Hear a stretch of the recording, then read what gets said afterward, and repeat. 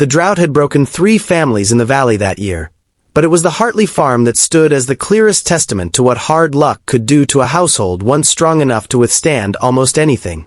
Margaret Hartley stood in the yard that evening with a bucket of water she'd hauled from the creek a half-mile off, since the well had gone dry in July, watching her husband Thomas standing beside their 2 children with the particular stillness of a man who had run out of ideas.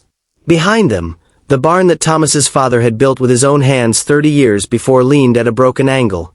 Half its roof caved in from a windstorm that spring, its timbers gray and splintered like the bones of some great fallen animal. They had not had the money nor the manpower to repair it, and now, with winter creeping closer across the Wyoming plains, the animals they still owned had no proper shelter, and the family had less food in the cellar than Margaret dared admit even to herself. Their son Caleb, 8 years old, had taken to going without breakfast most mornings so his younger sister Ruthie could have his portion. A fact Margaret had discovered only by accident and which had kept her awake 3 nights running, staring at the ceiling of their small farmhouse, praying for a solution that refused to present itself. Thomas had tried everything a proud man could try short of asking for charity outright, selling off 2 of their remaining horses, taking on day labor at the Hendricks Ranch 20 miles distant, even attempting to barter carpentry work in town for grain. But the drought had hit everyone hard that year, and there was little surplus anywhere in the valley to spare for a family already sliding toward ruin. It was on an evening much like any other, the sky bruised purple and gold with the last light of a long summer day, that a stranger rode up the rutted lane toward the Hartley farmhouse. Margaret saw him first, a tall man on a strong bay horse, dressed plainly but well, his manner unhurried in the way of someone accustomed to being welcomed wherever he went. He drew up at a respectful distance and removed his hat, revealing a weathered but kind face, perhaps 50 years old, with silver threading through dark hair and eyes that seemed to take in the whole sorry state of the place. The collapsed barn, the thin cattle, the children's patched and outgrown clothes, without a trace of judgment, only a quiet, assessing sympathy. "Evening, folks," he said. "Name's Elias Cormack. I've got a proposition if you'll hear me out." Thomas stiffened, wary of strangers bearing propositions, having learned the hard way that kindness often came wrapped around some hidden cost.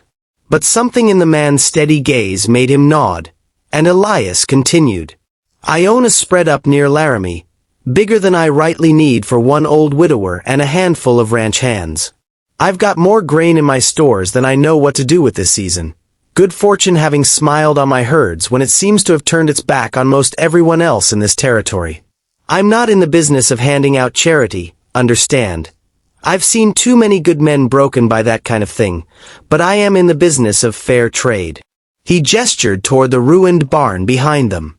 "I've got the lumber, the tools, and men enough to rebuild that barn of yours properly, good and strong, ready before the first snow. In exchange, I'd ask only that you let me see your children fed through the winter, and perhaps that your wife might be willing to teach my hands some decent cooking, since I lost the woman who used to manage my kitchen last spring, and we've been eating burnt beans and worse ever since." Margaret felt something catch in her throat, hope and suspicion warring in equal measure. "Why would you do this for strangers, Mr. Cormack? You don't know us." Elias was quiet for a moment, his eyes drifting to where Caleb stood watching him with a particular hollow-eyed hunger of a child who has learned not to expect much from the world. "I had a boy once," he said finally, his voice rougher than before. "Would have been about your son's age now, had he lived. Diphtheria took him and his mother both, same winter, back before I built up the ranch. I was a poor man then, couldn't afford the doctor in time, couldn't afford much of anything. I swore, after I buried them, that if fortune ever favored me, I wouldn't let another family go under for want of what I could easily spare." He settled his hat back on his head. "Call it selfish if you like. Feeding your children lets me sleep easier at night. Rebuilding your barn gives my men honest work in the slow season. I'm not offering charity, Mrs. Hartley. I'm offering a trade that happens to suit us both." Thomas and Margaret exchanged a long look, the kind of silent communication built over a decade of marriage, weighing pride against the plain reality of hungry children and a winter bearing down on them with no mercy. It was Margaret who spoke first, her voice steady despite the tears threatening at the corners of her eyes. "We accept, Mr. Cormac. And we thank you, more than words can properly say." Elias nodded, satisfied, and true to his word. Within 3 days a wagon train of lumber arrived at the Hartley farm, along with 6 of Elias's ranch hands and the man himself, sleeves rolled up, ready to work alongside them.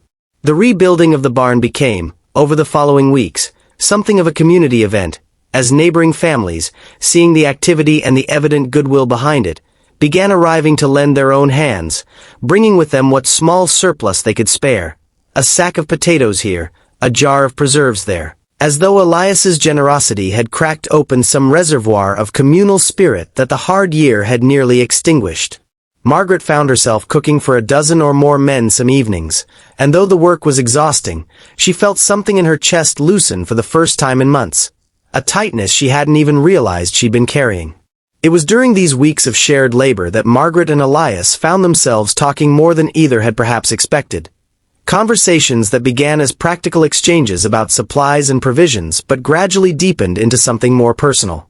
Elias would linger in the kitchen doorway some evenings after the other men had gone to their bedrolls, watching Margaret work with a kind of quiet appreciation, occasionally offering to help with tasks that clearly fell outside his usual expertise, resulting in more than one evening of shared laughter over his disastrous attempts at kneading bread dough.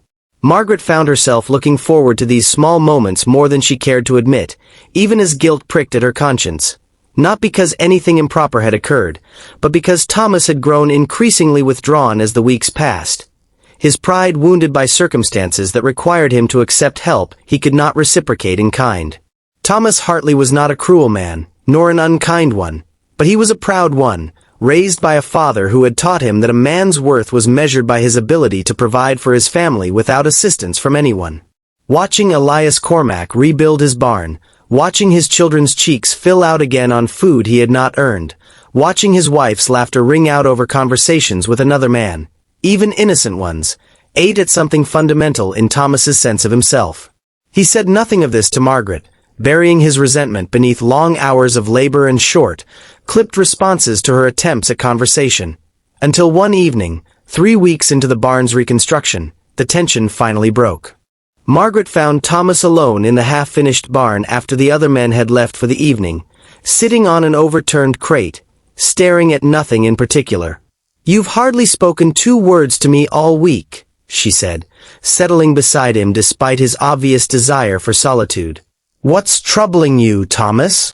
For a long moment, he said nothing, and Margaret feared he would retreat further into silence as he had so often these past weeks. But finally, the words came, low and bitter. "I watched that man rebuild what I couldn't. I watch my children look up to him like he hung the moon.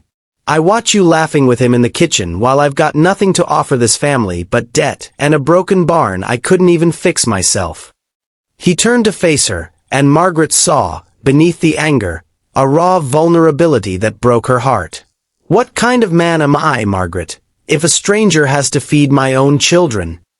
Margaret took his rough, calloused hands in hers, understanding at last the source of the distance that had grown between them. "You're the kind of man who was strong enough to accept help when your family needed it, even though it cost your pride something fierce," she said fiercely. "Thomas, I have never once looked at Elias Cormac the way I look at you. Not once. What I feel for that man is gratitude, nothing more, nothing less. But what I feel for you," her voice caught, "that's something no barn, no grain, no rebuilt roof could ever replace.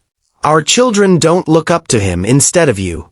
They look up to you both, for different reasons, and there's room enough in their hearts for that." Thomas's composure finally broke, and he wept quietly in the fading light of the barn he hadn't been able to save alone, years of accumulated strain finally finding release.